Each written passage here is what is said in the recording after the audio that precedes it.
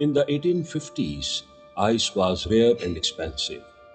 People cut it from frozen lakes and shipped it across oceans. Then a printer named James Harrison noticed strange frost forming during printing work. Was this magic or science? His accidental discovery challenged old physics ideas. Stay with this story to see how one observation changed refrigeration forever. Don't forget to like and explore more science stories. In the early 1850s, ice was a luxury product. People harvested it from frozen ponds in winter. Ships carried huge blocks across oceans. By the time ice reached warm places like Australia, much of it had melted. Cold drinks and food storage were expensive. Cities like Sydney depended on imported ice. Large warehouses stored blocks wrapped in sawdust. Even then, losses were high. Historians estimate nearly 30 to 40% of ice melted before reaching customers. During this time lived James Harrison. He was not a scientist. He worked as a printer and newspaper editor. Yet curiosity often comes from unexpected places. Harrison used chemicals to clean metal printing plates. One common liquid was ether. Ether evaporates very quickly. Printers used it because it removed ink and grease efficiently. One day, Harrison noticed something strange. When ether evaporated from metal typefaces, frost appeared on the surface. The metal became extremely cold. Frost forming indoors confused him.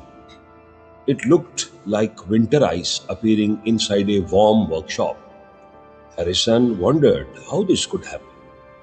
At that time, scientists believed in something called caloric theory.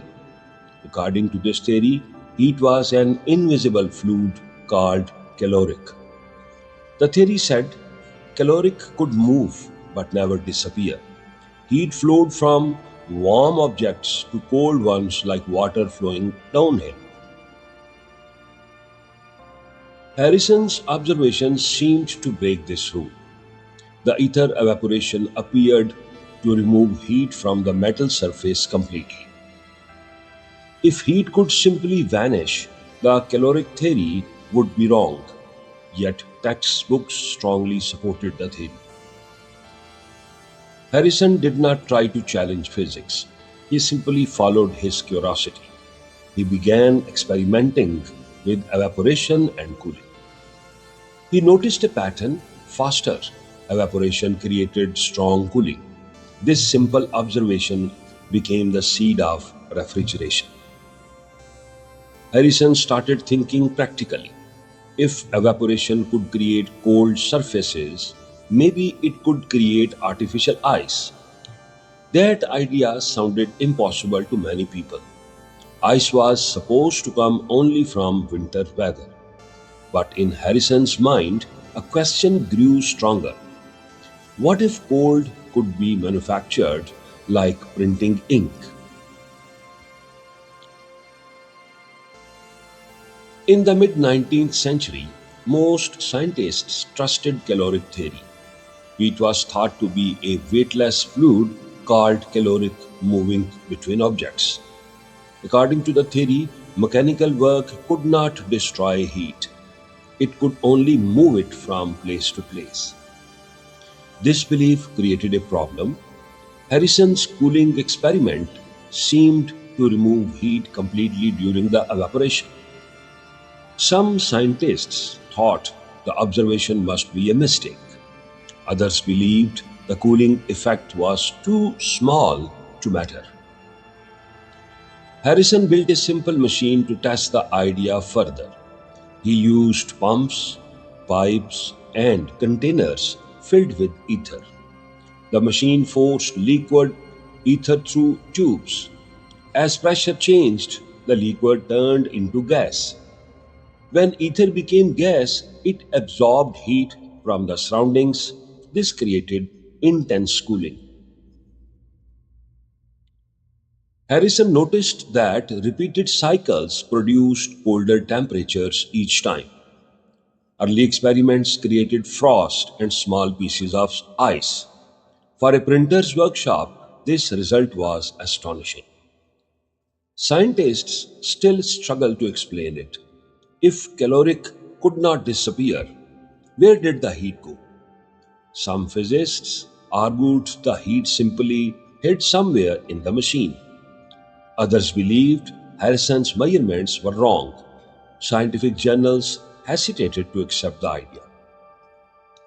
But Harrison focused on results, not arguments.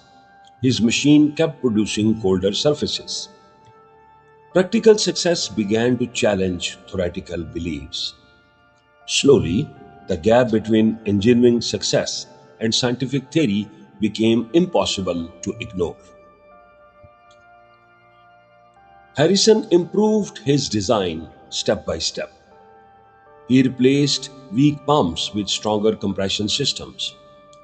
The machine now used pressure to compress ether into liquid form. When the liquid expanded again, it turned into gas and absorbed heat. This cycle of compression and evaporation created powerful cooling. The system is now known as vapor compression refrigeration. Harrison's workshop looked rough and noisy. Pipes rattled and pumps cracked. Meanwhile, scholars from the Royal Society debated heat theory in polished lecture halls. The contrast was striking. Messy workshop experiments versus elegant but incorrect theories. Harrison focused on practical results. His machines began producing real blocks of ice.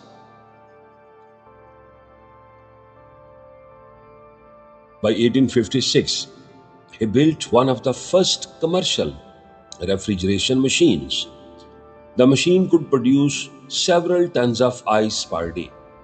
This achievement shocked many observers. Ice was now being created without winter. Industries quickly noticed the potential benefits. Breweries and food markets needed reliable cooling. Harrison had proven that engineering could outrun theory. Harrison's invention forced scientists to rethink heat completely. Old ideas about caloric fluid slowly collapsed. New research led to the development of thermodynamics. Thermodynamics explained how energy moves and transforms. Scientists discovered the concept of latent heat. Latent heat means energy can hide inside changing states of matter. When liquids evaporate, they absorb heat from their surroundings. This process explains why evaporation creates cooling. Harrison's machines became the ancestors of modern refrigerators. Today, refrigeration powers global food storage and transportation. Ships carry frozen meat across continents safely.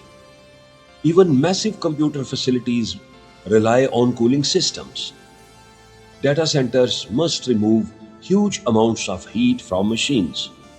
The basic principle still comes from Harrison's accidental observation.